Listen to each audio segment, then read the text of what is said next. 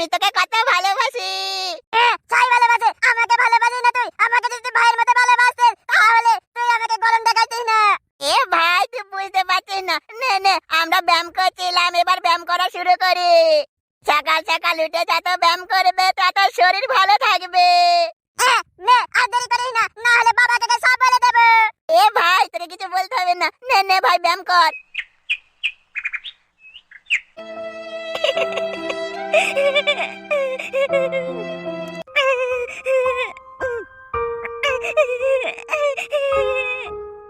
বোন তুই আর কাঁদিস না, কি হয়েছে বল। কি হয়েছে বলবি তো, নাহলে জানবো কি করে কি হয়েছে। দিদি আমাকে না ওখানে খুব ঝামেলা হয়েছে, অশান্তি হয়েছে, ঝগড়া হয়েছে, আর আমাকে মেরেছে, আর আমি চলে এসেছি দিদি তোর কাছে। কে তোকে মেরেছে? দিদি তুই কি জানিস না কে মেরেছে আমাকে? আমার স্বামী ছাড়া আর কে মারবে আমায়? ও আবার তো কেমন করেছে? আচ্ছা যা যা তুই কাঁদিস না, তুই ঘরে গিয়ে একটু বস, আমি আসছি একটু পর। দিদি আমার আর ভালো লাগছে না। অমন করে ভেঙে পড়লে চলবে, তুই ঘরে যা, আমি আসছি একটু পর।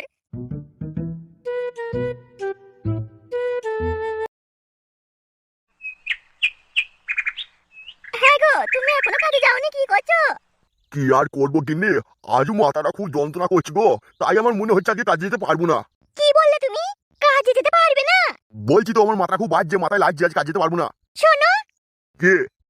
তুমি মনে রেখো কি মনে রাখবো? বাড়িতে একটা ছেলে আছে, তা আমরা না খেলে চলবে, তার মুখে তো দুটো ভাত তুলে দিতে হবে। সে কি বোঝে এখন? সে এখন ছোট, তার খিদে লাগবে। বলছি আমার মাথায় লাগছে, আজ কাজে যেতে পারবো না। আর তাছাড়া তুমি তো বাবুদের বাড়ি যাবে। বাবুদের বাড়ি যাবো মানে? ওই তো দুটো ভাত দেবে, ডাল, ওই খেয়ে কি চলবে? তিনজনে কি হয় বলো? তাইলে এমন করো না, বলছি আমার মাথায় লাগছে, আমার ভালো লাগছে না, আমাকে বকিও না, আমি একটু ঘুমাবো। শোনো, আমরা যে বাড়িটায় আছি মনে রেখো, এই বাড়িটা আমাদের নয়। হ্যাঁ জানি তো, সেই জন্যই তো বাবুর বাড়িতে এরকম করে কাজ করতে হয়। 5 টাকার বাড়িটা আজকে আমাদের কাছে 50 টাকা শোধ দিচ্ছে। ওদের বাড়িতে যা কাজ করেছে সেই পয়সা দিয়ে এরকম জায়গা 10টা কিনা যেত। আজও কাজ করাইছে, জায়গা টাকা শোধ হচ্ছে না। আমরা কিছু বুঝি না বলে, মূর্খ মানুষ বলে যা মন গেছে তাই করছে। বলছে তো এই মাসটা কাজ করে দিলে সব টাকা শোধ হয়ে যাবে। সে তো আগের মাসেও বলেছিল যে এই মাসটা কাজ করলে সব টাকা শোধ হয়ে যাবে। তারপর কি হলো? সকাল হয়েছে আর ডাক চলে এসছে, এই তাড়াতাড়ি এসো কাজ করবে। তাইলে বলো, আমরা গরিব মানুষ কিছু বুঝি না বলে ওরা যা মন তাই করছি গো। ঠিক আছে, কি আর বলবো, তুমি পারলে কাজে যেও, আর না হলে আমি আসছি। আমি বাবুর বাড়ি গেছি, যা চাল ডাল দিবে সেই নিয়ে এসে খাবো তিনজন মিলে। বেশ তাইলে তুমি কি বসো। পারলে নয়, আমি আজকে পারবো না, আমার মাথায় খুব লাগছে।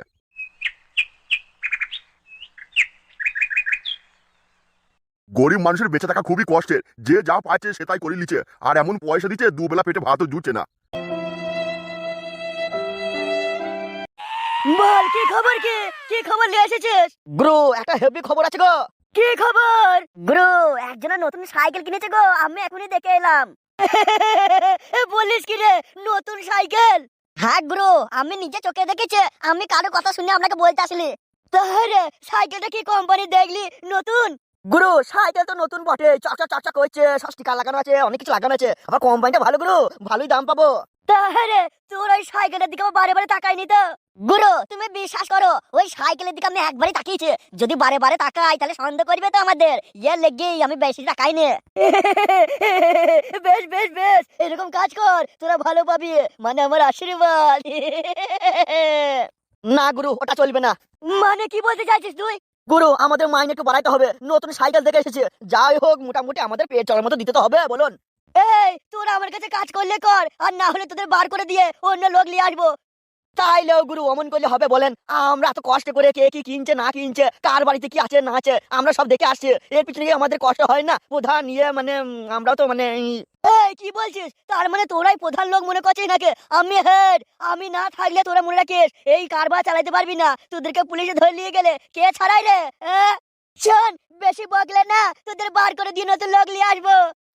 আচ্ছা গুরু ঠিক আছে ঠিক আছে ঠিক আছে, আমরা গেছি তাইলে। শুনুন গুরু, মানে বেশ বেশ আমাদের ভুল হয়ে গেছে, আর নতুন লোক নিয়ে আসা দরকার নেই।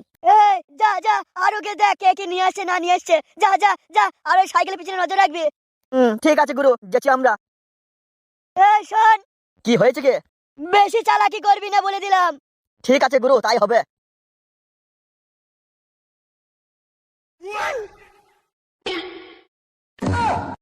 কি হলো গিন্নি, তুমি অমন করে আমার দিকে পিছন হয়ে বসলে যে? এ রাগটা করেছো নাকি? রাগ তো করবোই, কি হয়েছে এগুলো? কি হচ্ছে মানে কি বলছো বলো তো, আমি কিছু বুঝতে পারছি না। আর মইলো যা, তুমি এটাও বোঝো না? কি বলো তো? বলি হ্যাঁ গো, তোমার বয়স থেকে কম হয়েছে? এই চুলগুলো যে কালো করেছো, গোপটা কালো করেছো, কিসের লেগে বলো তো? কেন গিন্নি, তুমি কি রাগ করছো নাকি? আর মইলে যা, হ্যাঁ গো, রাগ হবে না? আমাকে দেখো, আমি কি কালো করেছি? ও সব ছাড়ো, ও তুমি বুঝবে না। তা বলছি, তোমার বোনেরা যে সে কোথায় গেল? ওই ঘরে বসে আছে। ও বেশ বেশ, ঠিক আছে। তাহলে তুমি কি এখন মানে কোথাও যাবে? মানে ওই যে বেরিয়ে যাও যে একটু মাঝে মধ্যে মানে না না, আমি এখন কোথাও যাব না, বাড়িতে থাকবো। তা তুমি এখানে বসে কেন? তোমার বোনের কাছে গিয়ে বসো, তাহলে আবার মনটা তো ভালো নেই। তা বলছি হ্যাঁ গো, আবার কাজের লোক দেখেছো তো? কাজের লোক? কেন কাজের লোক আবার কিসের জন্য লাগবে? তুমি কি ভুলে গেলে? যাকে ওই একটু থাকার মতো কুড়ে ঘরে জায়গা দিয়েছো, সে যে তোমার কাছে 5 বছর ধরে কাজ করছে, তার কি টাকা শোধ হয়ে যায়নি? তাহলে কি অতই বোকা? আর কাজ করবে না, এই মাসটা শেষ মাস মনে রেখো। 5 বছর ধরে তাকে এমন কাজ করে নিলে হয়তো সে 1 বিঘে জায়গা কিনে ফেলতো। তা এরকম একটু না করলে বড়লোক হবো কি করে? না, এইগুলো আমার ভালো লাগে না, এমন করো না মানুষের সাথে। তার জন্য মনে হয় ভগবান আমাদেরকে কোনো বাচ্চা দেয়নি, কোনো সন্তান দেয়নি। আমি আর মা ডাক শুনতে পেলাম না। কি হলো?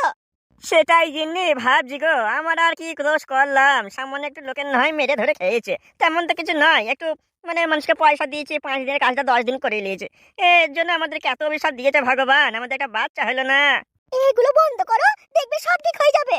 মানুষের উপকার করো, ক্ষতি করো না, তাহলে দেখবে আশীর্বাদ পাবে, তাহলে সবকিছু ভালো হবে। বেশ ঠিক আছে, তাহলে দেখি তোমার বোন আবার মন খারাপ করে বসে আছে। কোথায় চললে? বললাম না তোমার বোন মন খারাপ করে বসে আছে, গিয়ে দেখি। আমার বোন এই ঘরে আছে। আচ্ছা বেশ ঠিক আছে, যাচ্ছি তাহলে।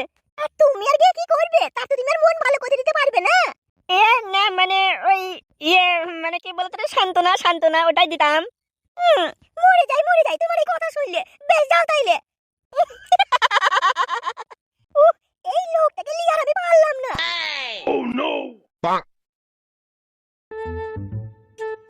না, আমি অনেক ভেবে দেখেছি, আমি এই বাড়ি থেকে যাব না। আমার জামাই বাবু কত বড় লোক, আমি আর শ্বশুর বাড়ি যাব না। আমার পেটে যে সন্তান আছে সেই বাড়িতেই বড় হবে, সেখানেই থাকবে। তাছাড়া আমার দিদি তো কোনো ছেলে নেই। হ্যাঁ, আমি এখানেই থাকবো, আমি আর শ্বশুর বাড়ি যাব না, আমি আমার দিদির বাড়িতেই থাকবো। কি করে যে ডাকি বুঝতে পারছি না। ও মা, জামাই বাবু কিছু বলবে নাকি? এসো এসো, এখানে এসো।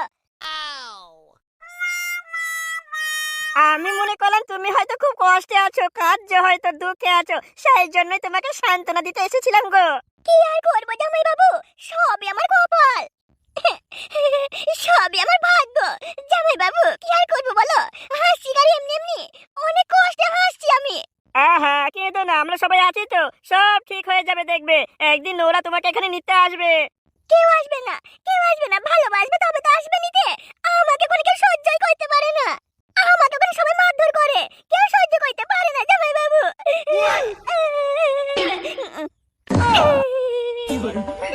তুমি এইভাবে কেঁদো না, আমরা সব আছি তো, তুমি কোনো চিন্তা করো না, তুমি এখানেই থাকো, তারপর ওরা আসুক, আমি দেখে নেবো।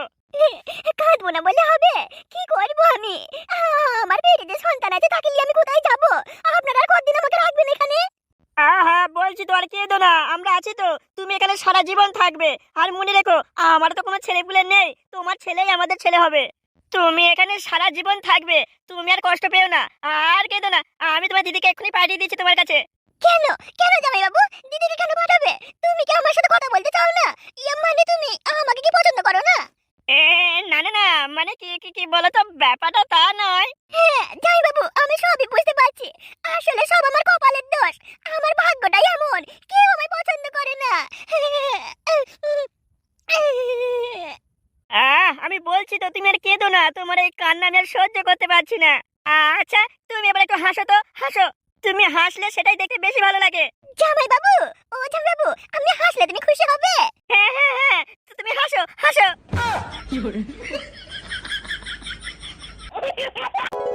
সব কাজ করে দিয়েছি, তাইলে এবার আমি বাড়ি যাচ্ছি। হ্যাঁ, তুমি বাড়ি যাও, আবার কাল সময় মতো এসো। বলছি কি, এই মাসটা কাজ করলে তো আমাদের এই জায়গার পয়সাটা শোধ হয়ে যাবে, তাহলে আমার নামে জায়গাটা লিখে দেবেন তো? হ্যাঁ নিশ্চয়ই, কেন দেবো না?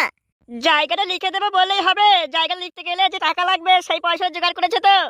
কেন? আমি তো কাজ করে জায়গার পয়সা শোধ করলাম, আজ 5 বছর ধরে আপনার বাড়িতে আমি কাজ করছি, জায়গার পয়সা তো শোধ হয়ে গেছে।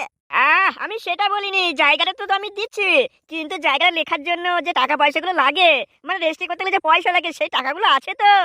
আবারও পয়সার দরকার? হ্যাঁ, এটা কিন্তু সত্যি, পয়সা তো লাগবেই। দেখো, তোমার নামে লিখতে গেলে সেই লেখক পয়সা নেবে তো। দেখুন, সেটা তোমার জানা ছিল না? এই যে শোনো, যখন বলবে তখনই লিখে দেবো, ওই পয়সাটা জোগাড় করুন। যে লিখবে তাকে তো আর আমি পয়সা দিতে যাব না। আচ্ছা ঠিক আছে, আমি বাড়ি যাই গিয়ে বলি।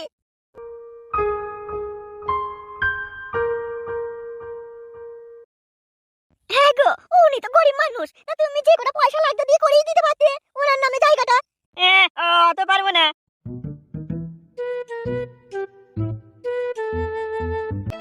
এ কি গো, তোমার মনটা খারাপ কেন?